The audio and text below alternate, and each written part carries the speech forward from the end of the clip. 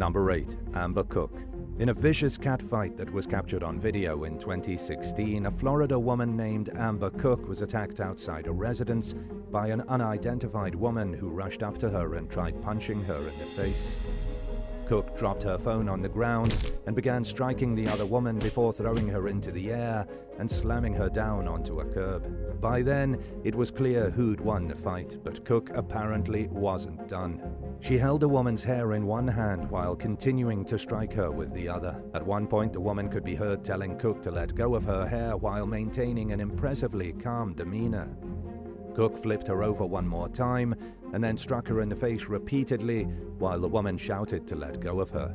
Just when the woman stood up and began walking away, and it seemed like the fight might finally be over, Cook struck her several more times. This continued to happen as the woman repeatedly tried getting away from Cook, and the fight finally ended when the man filming the disturbing video decided things had gone far enough and separated the two.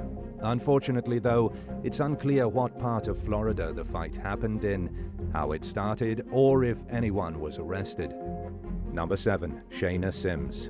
In April 2015, 28-year-old Shaina Sims entered a funeral home on Creek Native American territory near Tulsa, Oklahoma, when a wake was being held for her husband's ex-girlfriend, 38-year-old Tabitha Lynch. Sims reportedly believed her husband was having an affair with Lynch prior to her death, and news sources would later describe Sims and Lynch as frenemies. According to authorities, Sims made a cut on Lynch's face from her hairline to her nose, removing some of her hair in the process, and smeared the woman's makeup.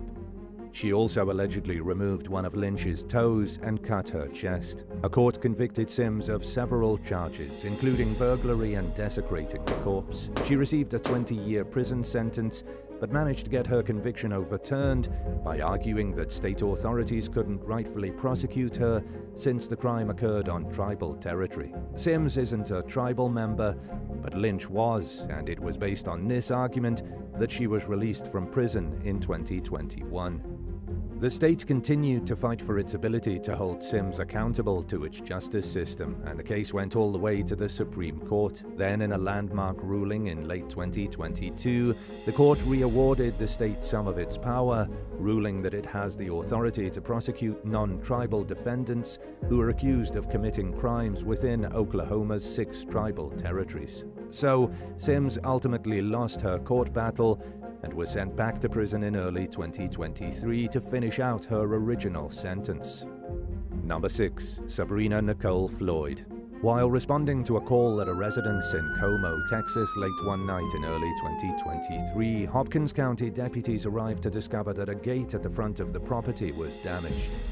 28-year-old Sabrina Nicole Floyd allegedly backed her pickup truck into the gate during a heated argument with her boyfriend. She was mad at him for locking the gate, and she rammed into it with such force that she caused significant damage to the vehicle she was driving. Floyd was charged with violating probation for allegedly using marijuana and methamphetamine, and she was also hit with a criminal negligence charge because there were passengers in the truck when she crashed. As a result, she was sentenced to a year in jail. Number 5. Agustin Garcia.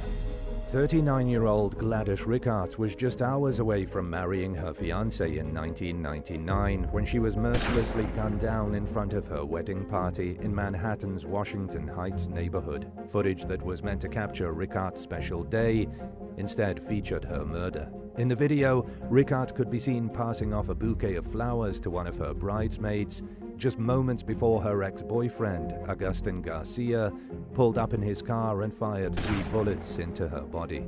During Garcia's trial for Rickard's murder, his attorneys admitted that their client shot his ex-girlfriend, but claimed that he acted unintentionally in a jealous rage. Even after the jury found Garcia guilty of murder, his lawyers continued urging the court for leniency. One of the attorneys, Fernando Oliver, likened the shooting to a 5-second lapse of judgment by a man who was otherwise known for making good decisions. Describing Garcia as someone who played by the rules, Oliver urged the judge to impose the 30-year minimum sentence.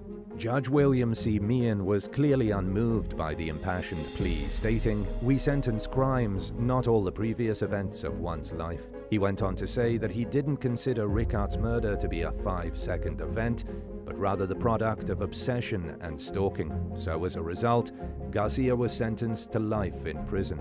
During the hearing, the convicted killer apologized to Ricard's family and said he would trade his life for hers if he could. He peppered his speech with biblical passages, but it meant little to Ricard's loved ones, who faced a lifetime of heartbreak from Gladys Ricard's death and the lasting emotional trauma from almost getting shot themselves. Number 4. Patrick Andrew Lafleur. When Sandy Musk met Patrick Andrew Lafleur at a bar in Mundy Township, Michigan in 2001, she had no way of knowing he had a history of complaints and arrests for allegedly stalking and attacking women. Lafleur was young, attractive, and kind, and he offered to help Sandy move out of her soon-to-be ex-husband's home. So there wasn't much not to like at first. But the young man's behavior quickly grew obsessive, according to Sandy, who'd later accuse him of calling her non-stop, including at her job, and showing up at her house unannounced at all times of the night. During one argument over some money Lafleur had loaned Sandy to buy a car, he allegedly charged at her and knocked her onto the ground. And on another occasion, Sandy said that Lafleur showed up uninvited at her home as she was about to leave for a family trip to an amusement park. He allegedly told Sandy that she wouldn't be going on the trip unless he came with her. Sandy would later testify that she told Lafleur repeatedly over a several-month period that she no longer wanted to see him, but he refused to take no for an answer, and the morning of May 31st, he stationed himself at Sandy's house and refused to leave. The two argued throughout the day as Sandy repeatedly told Lafleur to leave, but he didn't budge, even when she left to go out to dinner. Shortly after Sandy arrived home to find her ex-boyfriend still sitting in her home, she received a call from her parents. She told them that she feared she'd gotten herself into something that she couldn't get out of. For the next 6 hours, Lafleur brutally beat and tortured Sandy. He struck her in the head, tried gouging her eyes out, choked her, threatened to kill her, and bit off a piece of her ear and spat it back out at her. Lafleur then forced Sandy to drive while telling her that he was going to kill her in the woods. And when the car ran out of gas, Sandy told Lafleur that she had some money back at the house. She rushed out of the vehicle and headed to a neighbor's house at her first given opportunity. Lafleur was caught living under an alias in 2002 after spending 2 years on the run. By then, Sandy had started her life over from scratch, staying at a woman's shelter before she eventually got her own place. The court convicted Lafleur of kidnapping, assault with intent to do great bodily harm, felonious assault, and aggravated stalking. And as a result, he was sentenced to 35 to 60 years in prison, with an earliest possible release date in the year 2038, at the age of 66. Number 3. Chester Mcnite and Kenneth Lindscott. Engaged teenagers Annette Cooper and Ted Schultz vanished in Logan, Ohio in October 1982. 2 weeks later, the couple's dismembered bodies were found in the nearby Hocking River and in a cornfield about a mile from where they went missing. Sadly, both victims had been shot dead and were then mutilated. Investigators wasted no time zeroing in on Annette's stepfather, Dale Johnson, as their top suspect in the gruesome case. It was known that Johnson disapproved of Annette and Todd being engaged, and rumors claimed that he'd previously been abusive toward his stepdaughter, although the family denied it. Detectives theorized that Johnson murdered Annette and Todd at the family's farm, then put their severed body parts into garbage bags and dropped them off at the locations where they were found. Prosecutors accused Johnson of secretly being in love with Annette and murdering the pair in a jealous rage. But they failed to disclose disputed accounts of the murders, including from witnesses who claimed that the couple were killed at the cornfield where some of their body parts were found, rather than at the Johnson family farm. The court also made the controversial decision to allow the state to present evidence that had been obtained through hypnosis. A 3-judge panel found Johnson guilty and sentenced him to death in 1984. But before that could happen, he won a new trial. The case was dismissed, though, after a judge ruled that a large portion of evidence from the first trial couldn't be presented during the second trial, and Johnson was released from prison. His innocence was finally proven in 2008 when a man named Chester Mcnite confessed to the double murder. He told law enforcement that he was motivated to kill the teens so that there would be no witnesses to his brutal assault against Annette. Mcnite, who was already serving prison time for other crimes, pleaded guilty and received 2 life sentences. Kenneth Lindscott, who helped dismember the bodies, was sentenced to time served for misdemeanor abuse of a corpse. Number 2. Adrien Robinson. In March 2003, 56-year-old father of 4 Henry Robinson was found dead in the bathtub of his Hamilton, Georgia home with 16 bullet wounds to his body. That same day, a pair of nuns named Philomena Fogarty and Lucy Christophic were kidnapped from their home. Lucy escaped unharmed, while 64-year-old Philomena's body was found in a sleeping bag in a Virginia Beach parking lot 3 days later. To make matters worse, her head, hands, and feet had been severed. The day after Philomena's body was found, authorities charged Henry Robinson's son, 25-year-old Adrien Robinson, with both murders. According to relatives, Adrien had shot his father in cold blood before running off into the woods and eventually stumbling upon the nuns' home. He was already inside the house when Lucy and Philomena returned home later that day. Adrien bound and gagged the women, then put them in their car and drove it to a hotel in Norfolk, Virginia. 2 days later, he left the hotel with Philomena, leaving Lucy behind. She alerted the hotel's front desk, who called the police and provided a description of the vehicle Adrien was driving. It was also soon discovered that Robinson had paid a stranger $50 to rent a hotel room in their name so he'd avoid having to use his own. He claimed that he was planning to stay there with his grandmother. A nationwide manhunt ensued, and law enforcement quickly caught up with Adrien, who ditched the car and attempted to flee on foot. Speaking with the Washington Post shortly after Adrien's capture, Norfolk police spokesman Chris Amos described the brutality of Philomena's murder as over the top. Chris added that he'd overheard a detective say that they'd never seen anything so bad. A psychiatrist diagnosed Adrien with paranoid schizophrenia, but concluded that he was competent to stand trial for the murders. Prosecutors initially intended to pursue the death penalty, but were met with strong opposition from the surviving nun, Lucy, the Catholic Church, and Adrien's family. Adrien pleaded guilty in a Virginia court to Philomena's kidnapping, murder, and mutilation, and received a sentence of life without parole plus 20 years. Then, in Georgia, he pleaded guilty to his father's murder, as well as kidnapping, armed robbery, and aggravated assault. He received more than 5 life sentences and is currently serving his time at a prison in Virginia. Number 1. Jeffrey Allen Maxwell. On what began as a normal day in March 2011, 63-year-old former school teacher Lois Pearson was viciously assaulted by her former neighbor, 58-year-old Jeffrey Allen Maxwell. She'd later describe how Maxwell sprayed something in her eyes, shackled her hands and feet, and struck her twice in the head while she fought desperately to get away. Pearson broke free and ran down the road in search of safety, but Maxwell caught up with her and forced her into his vehicle at gunpoint.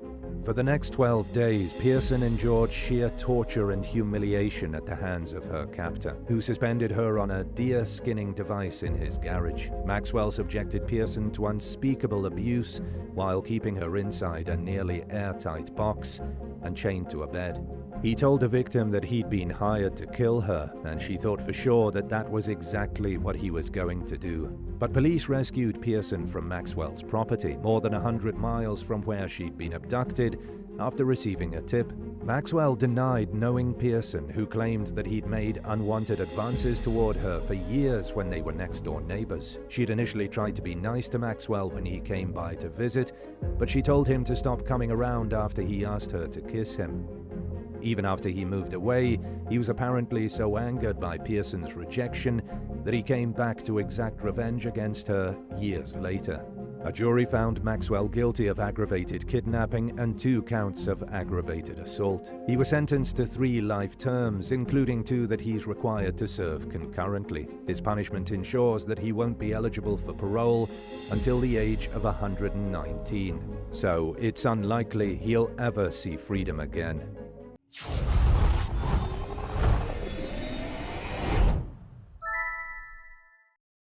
8. Mother of the Year. In April 2022, a disturbing incident unfolded in Laurel, Mississippi. during a youth softball game for girls aged 12 and under. The game quickly escalated into violence when an angry mom supposedly punched the umpire square in the face after the match.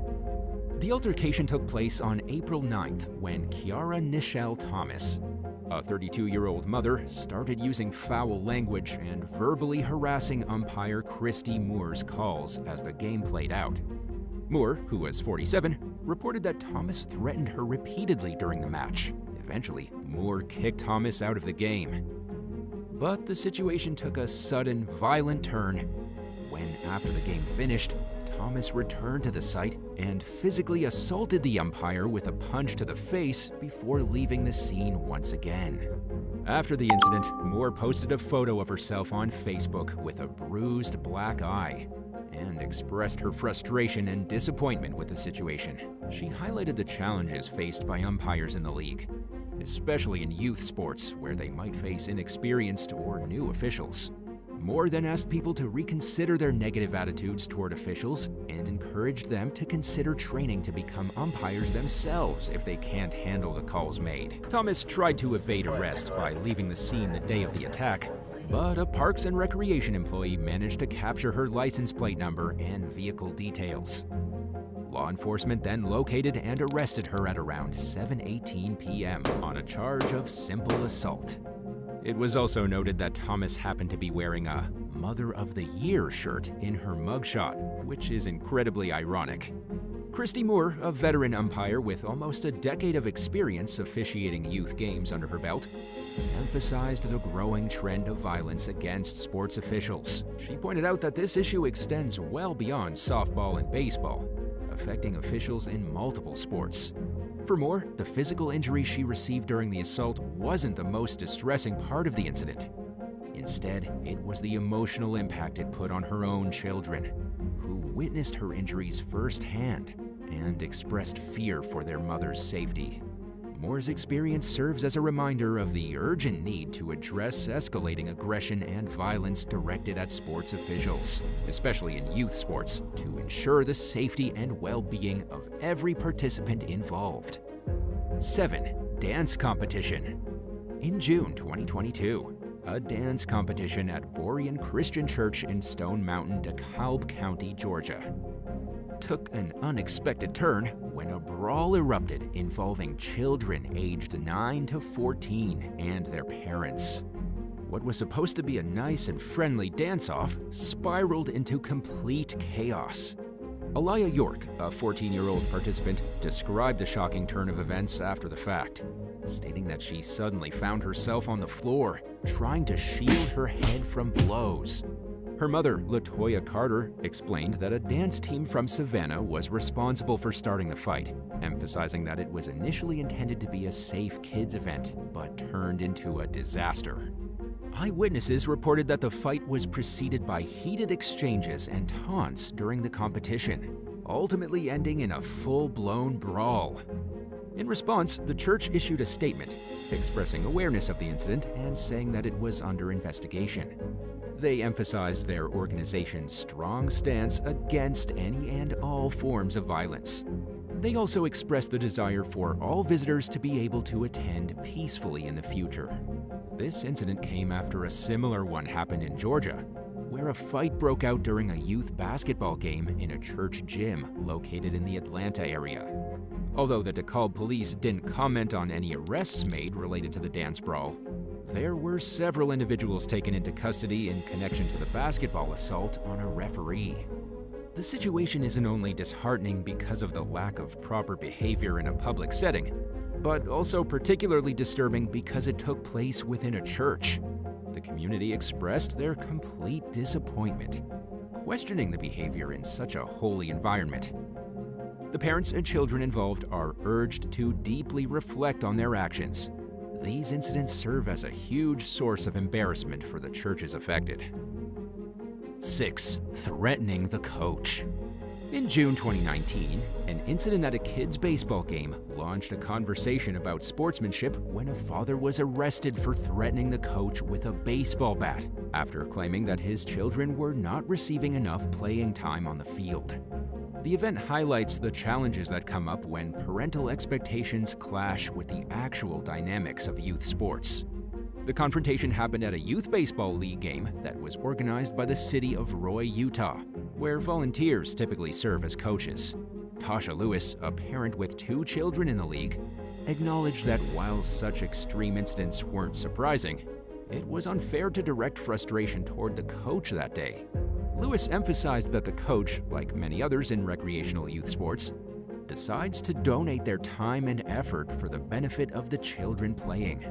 The league's organizer chose not to make any comments on the incident, and Roy police declined interview requests about the matter. Nevertheless, Lewis commended the league for upholding its zero-tolerance policy toward disrespectful behavior. Throughout the league's history, there have been a few instances where both players and parents were asked to leave the field because of misconduct. But Lewis did note that in the current season, most participants displayed a more relaxed attitude. The father involved in the incident reportedly denied threatening the coach with the baseball bat at all. While acknowledging the frustrations parents may feel, particularly during the final game of the season, Lewis reiterated the importance of maintaining open communication.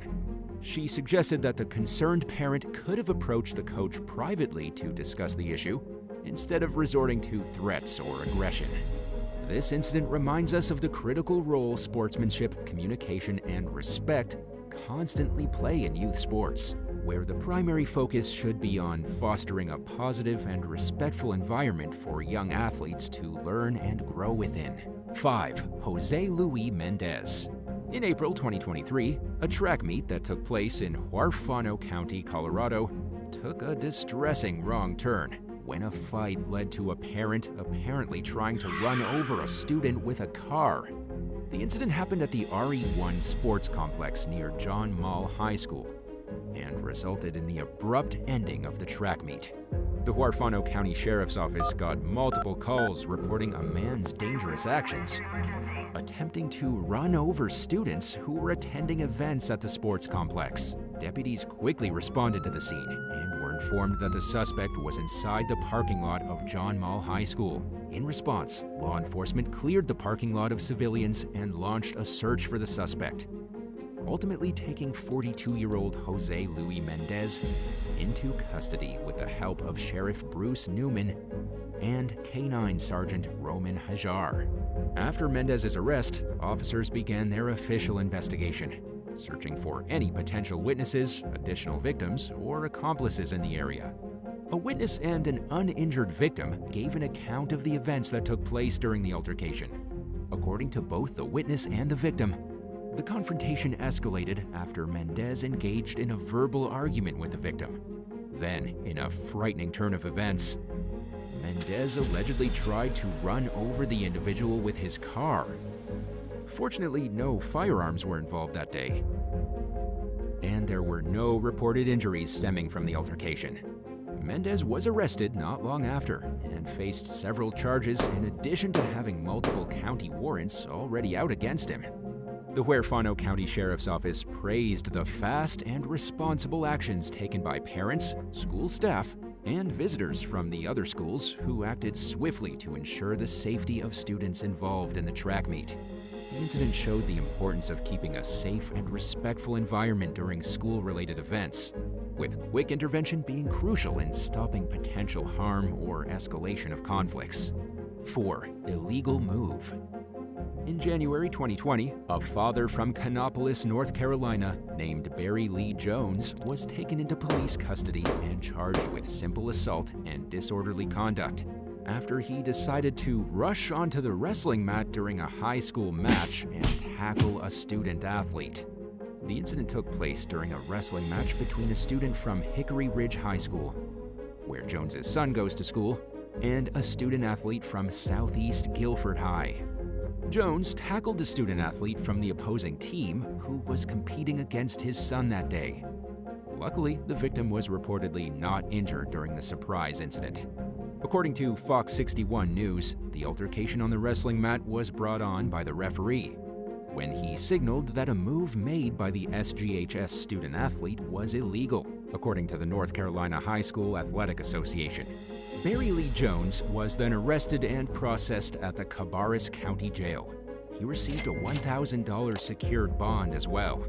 Officials from Southeast Guilford High School, including the wrestling coach and school's principal, declined to offer any comments on the incident, while the Guilford County School District was reached out to make a statement. Sharon Contreras, the superintendent of schools for Guilford County, expressed her disapproval over the incident, describing it as unfortunate and a reflection of society losing its common decency. She also mentioned that parents from the high schools involved in the incident had written a letter expressing their utter shock and appall, emphasizing that the actions of one parent did not even remotely represent the entire community. A statement was shared on behalf of the Hickory Ridge wrestling team parents, apologizing for the responsible party's unacceptable actions. The statement conveyed their disbelief and underlined that the parents' actions didn't align with the beliefs of the majority of parents or the HRHS wrestling program. They also extended their apology to the parents of the student-athlete who was attacked. Leigh Hebard, the director of athletics for Guilford County Schools, expressed his concern over the assault of the athlete. He also appreciated the apology from the parents and all of the support from the staff and families of the Hickory Ridge wrestling team who shared their concerns over the incident. 3. Basketball Brawl. In November 1987, a fight between two adults during the All-City Preview basketball tournament took a turn, resulting in a brawl that led to multiple hospitalizations and arrests. The incident took place at Northwest Classen High School in Oklahoma City. The initial fight started between two individuals inside the gymnasium, but quickly spread to others, prompting police officers to step in and try to clear the area. Despite these efforts, the fighting continued outside the school grounds. The initial fistfight escalated to the use of knives as weapons, although it's unclear what triggered the altercation in the first place. Importantly, students weren't involved, and the fight wasn't racially motivated, according to several police statements. Approximately 42 officers were eventually called in to help disperse the crowd, which numbered around 3,500 spectators. One of the individuals involved in the fight was hospitalized with a stab wound to his left cheek, while the condition of the other injured victims remained unknown at the time of reporting. 20-year-old Anthony McCullough was taken into custody and booked into jail on a charge of incitement to riot. The injured fighter identified McCullough as his opponent in the scuffle. Additionally, at least 3 other adults, likely the parents of the children involved in the game, were arrested and booked on charges of disorderly conduct, although their identities were never disclosed in the initial reports. Notably, McCullough had been asked to leave the tournament on multiple different occasions, but he continued to return each time. This eventually led to his arrest. The brawl caused the cancellation of the game between Northwest Classen and Star Spencer High School, as well as at least 3 other scheduled games upcoming in the season. It's worth mentioning that Northwest Classen High School's athletic programs had recently been placed on probation thanks to a bench-clearing brawl during a football game against Mustang High School earlier that same month. During that prior incident, a Northwest player had allegedly hit a game official. 2 parents come to blows. In May 2023, an unfortunate incident highlighted the growing problem of parents engaging in physical fights while attending their children's events in the United States. This particular incident happened during a soccer match between Union and Ridgeview High School, and quickly escalated into a significant brawl among attending parents in the stands. Video footage was shared on the Fight Haven Twitter page, capturing the intense incident that unfolded during the high school soccer game. The initial spark for the fight was a verbal dispute that eventually escalated into violence, resulting in one of the most significant clashes witnessed in high school soccer, resembling something similar to WWE's Royal Rumble. According to reports from the Twitter account, which specializes in sharing fights that were caught on camera, the conflict started when parents from Ridgeview High allegedly directed racial slurs towards the parents of the home team. In response to this offensive behavior, tensions reached a breaking point, leading some home team supporters to resort to using violence. The local Virginia Sheriff's Office later confirmed that several injuries happened during the altercation, and that one individual, Donald Guarant, was arrested and charged with assault and battery.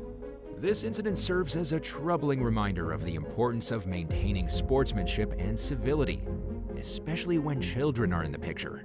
Parents are expected to set a positive example for their kids and promote good sportsmanship, instead of engaging in disruptive and violent behavior. 1. Caught on camera. In May 2018, an unfortunate incident scarred a semi-championship baseball game at a central Indiana sports park when a fight between a coach and a parent erupted, leading to both adults being banned from the facility forever. The altercation went down during a game between the Cincinnati Flames and the Evo Shield Midwest Canes at Indianapolis Sports Park. A video of the brawl, posted on Facebook by a parent there that day, captured the moment when one man, who was identified as a coach from the Cincinnati Flames, approached another man while wielding a baseball bat. The footage also showed multiple adults yelling at others stepping in to separate the two individuals, all while children in the dugout watched helplessly. Kyle Scaringe, the manager at Indianapolis Sports Park, expressed disappointment over the incident, emphasizing the importance of maintaining a child-friendly environment in youth sports. He stressed that coaches aren't only mentors, but role models for young athletes. Luckily, no one was injured during the fight, and 911 was called before things spiraled out of control. While the incident was regrettable, it was noted by Fox 59 News that Indianapolis Sports Park had a pretty clean record over its 30-year history, with few events like this one ever happening. The video of the brawl quickly gained attention, receiving over 320,000 views in just one day. The park's management made it clear that there was no excuse for this behavior, especially in youth sports. The incident was under investigation by the tournament board, which would determine if any disciplinary actions needed to be taken against the involved parties. Despite the emotional nature of youth sports, the ordeal highlights the need to prioritize sportsmanship and maintain a respectful atmosphere for the sake of children and the community. The authorities were involved, but as of the police report, no charges had been filed by the Indianapolis Metropolitan Police Department.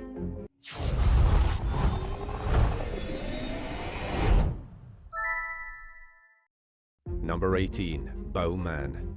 Shortly after returning to his home in Santa Monica, California, following an out-of-state trip to visit family in November of 2021, 38-year-old Bowman took what initially appeared to be a routine trip to a local 7-Eleven store. While there, he summoned an Uber. During the ride, Mann abruptly changed his destination and contacted Uber's 911 service, stating that he was in an Uber vehicle. However, he failed to respond to the service's attempt to follow up on the matter and had vanished by the time anyone physically began to search for him. According to Uber's records, Mann was dropped off in a run-down neighborhood. Both the Los Angeles Police Department and the Santa Monica Police Department issued a missing person alert in the weeks following Mann's disappearance. But his whereabouts were a complete mystery for the next year and a half, as his worried loved ones became desperate for answers. Finally, in late April 2023, a homeless man discovered Mann's skeletal remains in the courtyard of an abandoned property, roughly 1,000 feet from where his Uber dropped him off. Mann's death remains shrouded in mystery, and authorities have revealed few details regarding what they believe happened during his final moments. But some specifics of the case have been released, including the fact that Mann's body was found beneath a mat between an abandoned shed and a wall. His fiancée, Jason Abate, told the U.S. Sun that the location and position of Mann's body suggest foul play. In his own words, he said Mann died facing a fence in a place that he would have never voluntarily ventured into. Abate described the site as being like a maze and said his partner was the type who scares easily and would have been terrified to go to a place like that. Based on the circumstances, he doesn't believe Mann went to the site voluntarily. He also interpreted the discovery as evidence that his partner didn't just collapse in place, but that he was led or ordered there while still alive. And it seems unthinkable to Mann's loved ones that he might have harmed himself, based on the fact that he bought cleaning supplies and other things at 7-Eleven that suggested he was on his way home and had obvious plans for the rest of the evening. Abate has accused law enforcement of failing to properly handle the case from the beginning and believes that investigators judged Mann for being gay and wrote him off as a drug addict. He believes that if a proper investigation had been carried out, Mann would have been found a lot sooner, given the fact that he was ultimately discovered extremely close to his last known location. For now, the case remains under investigation, as the victims' loved ones hope for justice sooner rather than later. Number 17. Little Abe Hill. After a night out drinking together in Austin, Texas in March of 2023, a man and a woman tried to request an Uber ride home. When a black sedan rolled up next to the sidewalk, they mistook it for their car and got in. According to an arrest warrant, the woman passed out shortly after getting into the vehicle. After moving a short distance, the driver allegedly pulled over and forced the man out of the car at gunpoint, then sped off with the female passenger still in the back seat. Thankfully, the man had left his iPhone in the car and was able to track its location. He dialed 911 and gave police the location of the vehicle, which he traced to an address roughly 6.5 miles from where he was forced out. Upon arriving at the residence, responding officers could hear a car running inside the closed garage. They knocked on the door repeatedly until the alleged driver, a man later identified as 40-year-old Little Abe Hill, answered. He told the cops that the car was still running because someone was in it. Fearing for the woman's safety, the officers detained Hill and went into the garage, where they found her passed out in the back seat. Based on evidence at the scene, they concluded that she'd been assaulted. As it turned out, Hill wasn't even an Uber driver. He has a felony record which would have prevented him from passing the company's background check. Authorities have deduced that he was posing as a rideshare driver when he picked up the victims. During questioning, Hill allegedly admitted to picking the woman up and claimed that he only took her to his house because she was too drunk to give him her address. Hill made no mention of picking up the man who was with her at the beginning of the ride, and he said he left her in the vehicle because he didn't want to drag her inside. A search of Hill's home turned up 2 guns, which he wasn't supposed to have due to his status as a felon. The female victim told counselors that she felt a specific type of pain, indicating that she'd been assaulted. She recalled seeing what appeared to be camera flashes during the encounter as she drifted in and out of consciousness. In the end, Hill was charged with kidnapping and aggravated assault with a deadly weapon, but because this case is so recent, he has yet to receive a sentence for the crime. Number 16. Andrew Stiller. Melissa Stiller never imagined in a million years that her husband Andrew would be killed while moonlighting as an Uber driver. But that's unfortunately what happened one evening in February 2023 as the 35-year-old drove down a service road in New Orleans East. Andrew, who worked as a child therapist by day, was transporting 21-year-old Jonelle Hampton when someone began shooting into his Dodge Durango, striking both him and his passenger. Andrew lost control of his vehicle and barreled through a fence and onto a nearby highway, where he crashed into a car with 3 people inside. Sadly, both Andrew and Hampton died from their injuries. 2 of the passengers in the vehicle Andrew hit were seriously injured, including one who was shot in the head by the same suspect who killed the Uber driver and his passenger. Authorities concluded that Hampton was most likely the target of the shooting and that Andrew was collateral damage. In other words, he was in the wrong place at the wrong time, and he unfortunately paid for it with his life. For now, however, investigators have declined to speculate openly about a possible motive in the case. Police were able to connect the crime to 33-year-old Tyree Quinn through an ankle monitoring bracelet that the suspect was wearing at the time of the shootings. Electronic monitor provider Matt Dennis told Fox 8 Live that months earlier a bail bondsman had refused to post a $225,000 bond for Quinn until being reassured that he'd be monitored. Quinn has several prior arrests under his belt, including for armed robbery, gun possession, vehicle theft, and hit-and-run driving. Andrew's widow, Melissa, doesn't think the suspect should have been free at the time of her husband's death, given his criminal history. She and other relatives of the victims are now demanding a more meaningful level of justice than they feel has been delivered in the past. Number 15. Richard Lomate. In 2019, a time when Uber was falling increasingly under fire for the appalling number of assault allegations raised by its customers, 2 Pittsburgh women added another disturbing experience to the list. The 21-year-olds ordered a ride home from the bar through the app at around 1:30 a.m. on a Saturday. As soon as they got into the car, the male driver allegedly commented on their looks in a way that made them feel uncomfortable. Then the man parked in an intersection and said, "You're not going anywhere." According to a police complaint filed by the women, the driver tried to lock the doors, but they managed to flee the car and ran away while shouting for help. Using information from the app, authorities identified the driver as married father of 2, 36-year-old Richard Lomate, an assistant professor of information sciences and technology at Penn State University. They charged him with 2 counts of kidnapping, harassment, and false imprisonment. And shortly after news of Lomate's arrest broke, another woman came forward and accused him of making untoward advances toward her. Lomate adamantly denied the allegations, claiming the app froze and that he pulled over to wait for it to restart on his phone. The next thing he knew, the 2 passengers were running frantically from the vehicle. He said he never locked the doors and that he was confused when the women fled. A few minutes later, Uber assigned Lomate to a new ride, and he carried on with his shift. He was baffled when his wife called him and told him the police were looking for him in connection with an alleged incident. Lomate was banned from the campus where he worked his day job while the case played out in court. But in a turn of events, the judge ultimately found him not guilty following a bench trial, enabling him to return to the campus and resume his daily life. It's unclear, however, if he continued working as an Uber driver following the incident. Number 14. The Carrasco Crew. What began as a normal day for a 42-year-old Uber driver in Manhattan in October of 2022 quickly turned to sheer terror when an SUV filled with 3 masked men pulled up next to him at an intersection at around 6 a.m. The trio tapped on the driver's window with guns, then dragged him out of the vehicle, covered his head with a plastic bag, zip-tied his wrists, and forced him into the back of their car. They beat the victim, stole his phone and wallet, and refused to let him go until he told them his address. A short while later, the thieves FaceTimed with an accomplice who was at the victim's home. They forced the man to tell them where he kept cash and ended up stealing $20,000 from his son's bedroom.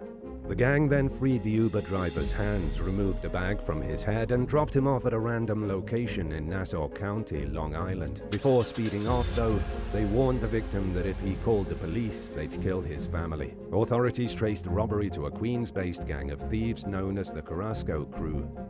They targeted the Uber driver shortly after committing another armed robbery that same day.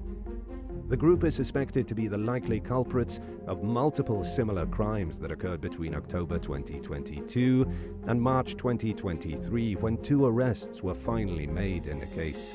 20-year-old Sam Carrasco, also known as Sika or Sicario, and 23-year-old Jeffrey Tavares were nabbed by the NYPD after being pulled over in a stolen Jeep. Federal investigators subsequently charged them in connection with the robbery of the Uber driver and several other robberies and carjackings. A third suspect appears to remain at large.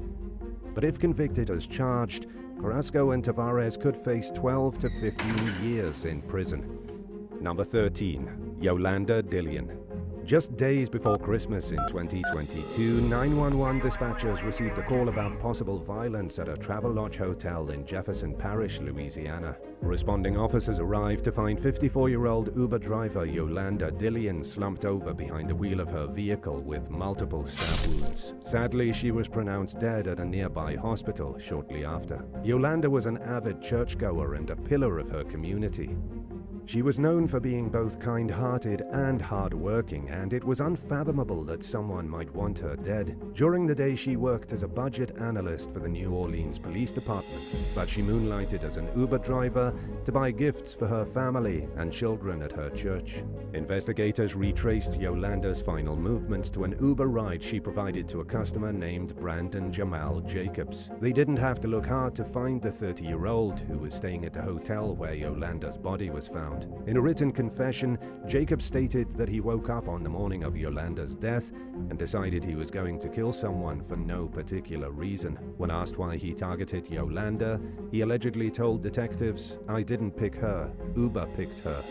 During a court hearing, Sheriff's Detective Stephen Keller testified that Jacobs had spent much of the last 7 years working in Seattle as a software developer for Microsoft. He then returned to Louisiana on disability leave a few weeks before Yolanda's murder.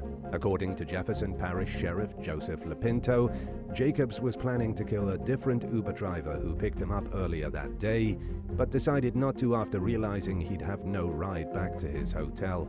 The subject stabbed Yolanda from behind in broad daylight, just moments after she pulled into the Travelodge parking lot. Jacobs recorded the horrifying act of violence with his phone and posted the footage on social media. A hotel employee saw that something strange was happening and asked Jacobs what happened, but he calmly ignored her and walked to his room. Jacobs is now being held without bond on a second-degree murder charge and will face life without parole if convicted.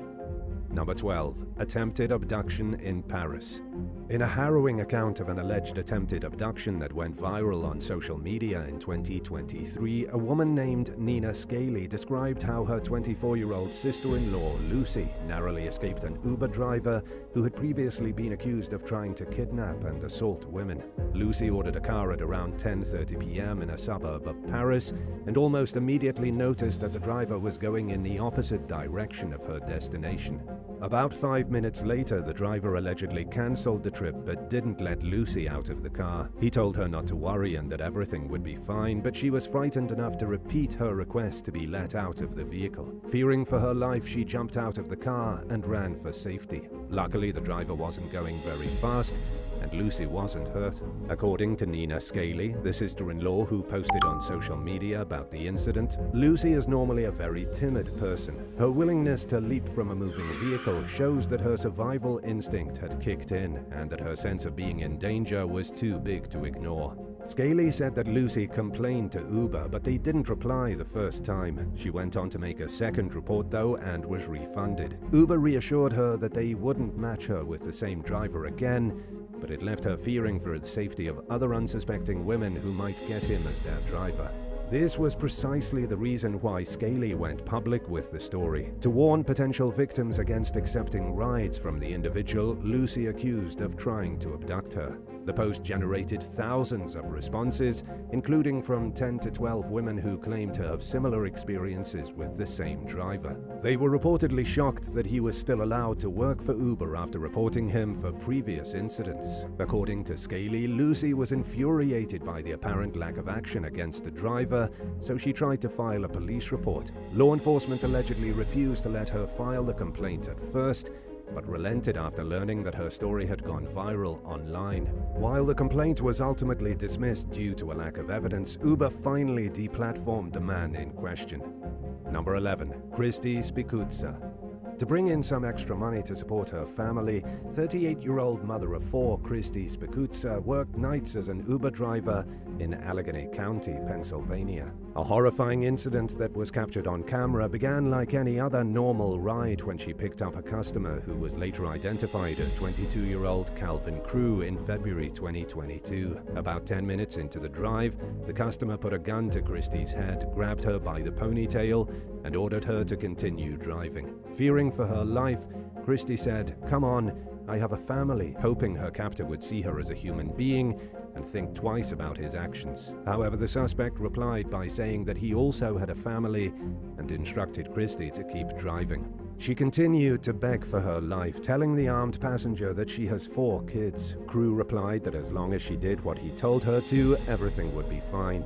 Roughly 75 minutes into the ride, the passenger reached forward and yanked down the dash cam, ending the video. Christy's abandoned car was found about a day and a half after she vanished. A few hours later, a delivery driver discovered her body in a wooded area. She'd been shot in the back of the head. Her dash cam and cell phone were found along 2 different roadsides, and investigators soon discovered that the suspect had accessed Christy's Cash App account during the deadly drive.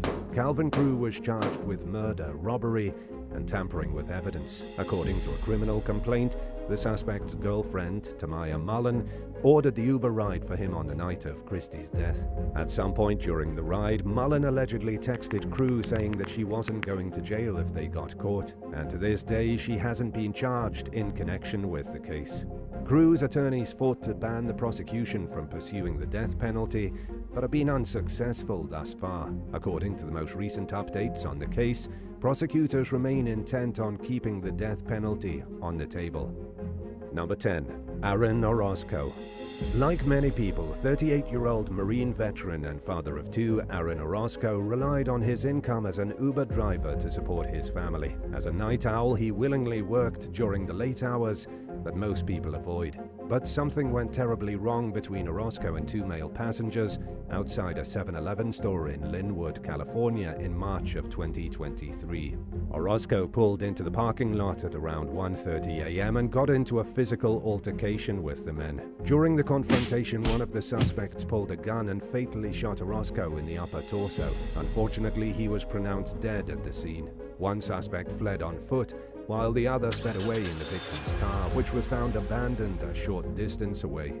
Arasco's widow, Sandra Medina, told ABC7 Los Angeles that her husband had felt unsafe at times during his 3 to 4 years working as an Uber driver, but he never mentioned fearing for his life. At the time of his murder, the couple had started to consider moving out of Linwood due to an uptick in violent crime. According to the most recent update from law enforcement, the investigation is ongoing and no arrests have been made. But Uber released a statement reassuring the public that it had banned the account connected with the suspects. Number 9. Christopher Miller. 26-year-old Carolina Vargas was working as an Uber driver in Tennessee when a customer kidnapped her at knife point in 2020. It all started when she drove a truck driver named Christopher Miller from Nashville to a hotel in Cleveland, roughly a 2.5-hour drive, while mechanics repaired his vehicle. The trip went fine, so when Miller asked Vargas to pick him up in Cleveland for a return trip to Nashville to retrieve his truck, she said yes. This time, they made arrangements outside of the Uber app. Vargas later said that she began to feel uncomfortable when Miller ordered her to take an alternate route to avoid traffic. Shortly after that, he allegedly brandished a knife and ordered Vargas to drive south. She later said that she begged him to let her go, but he refused. While driving down a highway at 60 miles per hour along a part of the route that passes through the state of Georgia, Vargas realized her only hope of escaping her captor was to jump out of the moving vehicle. She later told NBC affiliate WSMV-TV about how she quickly unbuckled her seatbelt, grabbed her phone, opened the door, and jumped. Vargas miraculously made the exit without breaking any bones, despite having her legs run over by her SUV. After landing on the pavement, she lost consciousness and sustained multiple cuts, scrapes, bruises, and other injuries. She also lost 3 front teeth as a result of her escape. A Good Samaritan then pulled over to help Vargas while the suspect sped off in her SUV. Despite her injuries and the fact that she'd most likely need reconstructive surgery for her missing teeth, the decision to jump out of her vehicle was a no-brainer for Vargas. In fact, she credited the terrifying leap with saving her life. Authorities caught up to Miller in Jacksonville, Florida, and charged him with kidnapping, false imprisonment, assault, and auto theft. He allegedly had several guns in his possession at the time of his arrest. According to Fox 17, he had a criminal history involving previous charges for theft of a tractor-trailer, larceny, and failure to pay child support. Vargas said that Miller showed no signs of being a dangerous person during the first Uber ride, and that she never would have said yes to a second trip if she had even a slight inkling that he might jeopardize her safety. The outcome of the case is unclear, but it's safe to say that Miller will get what he deserves in the end. Number 8. A not-so-happy holiday. The 2022 Christmas holiday likely seemed like a good opportunity to make some extra money for an Uber driver in Minneapolis, but the exact opposite happened when he was robbed and carjacked during his shift. According to court documents obtained by Fox 9, the driver took 23-year-old Antoine Demondre Townsend Davis and 20-year-old Kavina Takira Terry Ford to a gas station and then dropped them off back at home. After arriving back at the residence, though, the pair allegedly told the driver to remain still and threatened to shoot him if he moved. They took his phone and wallet and demanded his passcode, then forced him to drive to a nearby ATM. The machine was out of cash, so the driver returned to the same gas station he'd taken his customers to earlier, where one of the suspects withdrew $1,400 in cash using the victim's card. Townsend Davis allegedly forced the driver into the passenger seat, then drove to another bank where the suspects attempted to withdraw more money from the victim's account. They ended up transferring the funds to Terry Ford's girlfriend's bank account via the Zelle app, then ordered the Uber driver to exit the vehicle and sped off. This is all according to charging documents. A few days later, the suspects were accused of robbing a gas station using force, violence, and fear of injury. Townsend Davis turned himself in 4 days after the Uber carjacking, and Terry Ford was taken into federal custody the next day. Now they each face 2 counts of robbery in violation of the Hobbs Act and 1 count of kidnapping, as well as 1 state-level charge of second-degree aggravated robbery. Number 7. Sabrina Benaltef. During a night out in London with friends in 2016, Sabrina Benaltef left her phone in the Uber she'd taken from a bar to a nightclub. She contacted the driver shortly after arriving at her residence, and he told her he'd swing by with the phone. When Sabrina saw the car pull up and approached, she reached her phone and began to thank him for bringing it to her. But the driver allegedly began demanding money in exchange for the phone's return and threatened to call the police. As he waved the phone out of her reach, Sabrina grabbed onto the car with one hand and began digging for cash with the other. She shouldn't have had to give the driver any money for her own phone, but before she could grab any out of her purse, he began to drive off anyway. Sabrina's memory of what happened next was foggy, but she knew she was dragged by the car. She woke up in a hospital bed with stitches in the back of her head and severe neck pain. Uber suspended the driver pending the outcome of an investigation, but the incident left Sabrina afraid to continue using rideshare apps. She told the UK Sun that she reported the incident to police and said that her complaint was backed up by witnesses, but a police spokesperson told the news outlet that they weren't investigating the incident and that no further action would be taken. Number 6. Kamalac. A young Boston woman's experience as an Uber customer in early 2021 was nothing short of terrifying. She'd hailed a ride in the city's Brighton neighborhood at around 8:30 p.m. one evening and was picked up by 47-year-old Kamalac, who she'd later describe as behaving strangely. While it's unclear what made the woman so uncomfortable, it reached a point where she asked Kamalac to stop and let her out of the car.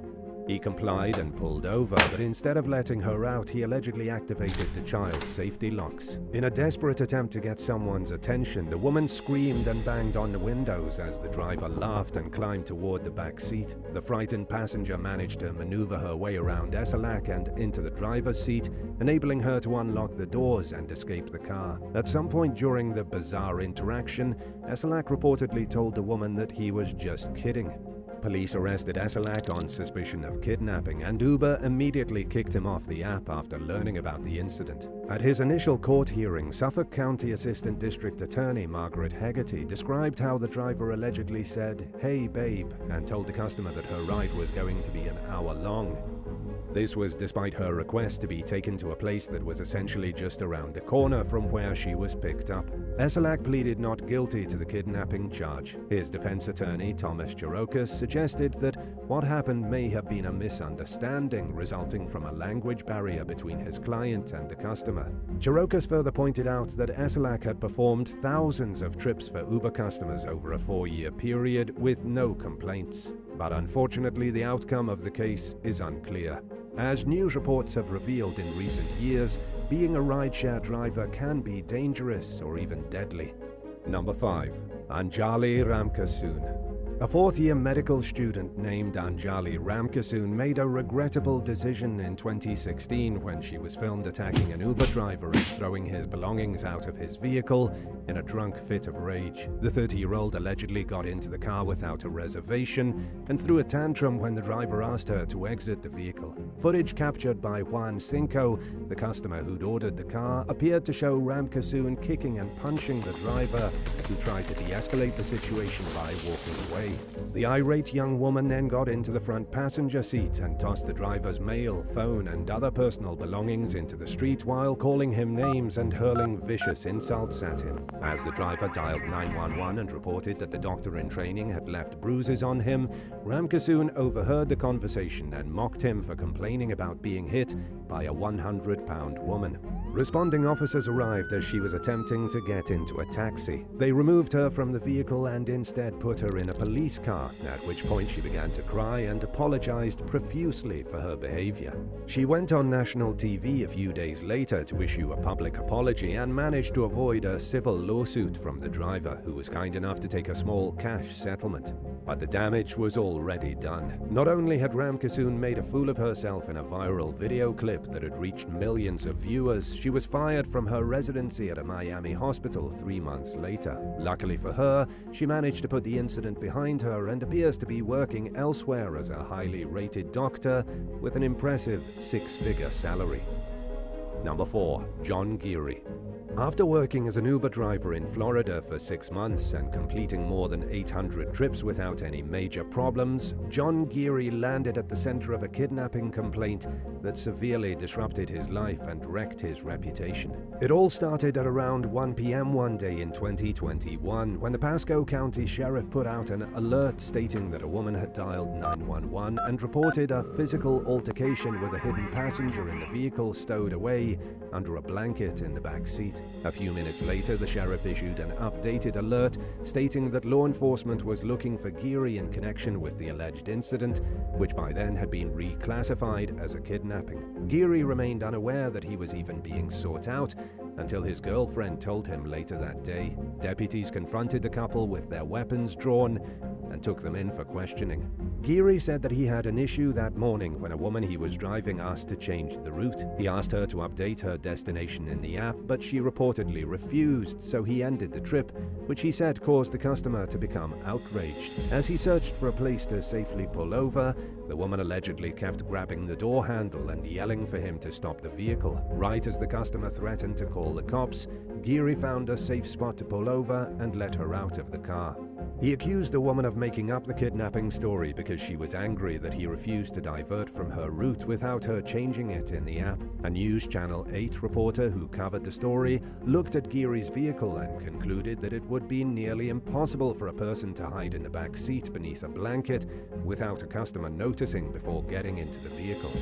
Geary wasn't criminally charged, but Uber dropped him as a driver, and he was extremely upset by the decision. Number 3. Giovanna Pacheco Dantas. A glamorous Brazilian influencer named Giovanna Pacheco Dantas experienced a living nightmare when she was kidnapped by an Uber driver gang in Sao Paulo one morning in 2023. The 19-year-old's ride arrived at around 4:20 a.m., but shortly after she got into the car, it stopped and 2 men jumped in. They took Giovanna's cell phone and forced her to give them her passwords, which they then used to access and drain her bank accounts. The gang also sent the young woman's personal photos to their own devices, threatened to kill her, and harassed her while sending messages to her friends and family. The ordeal went on for hours before Giovanna's captors finally let her go.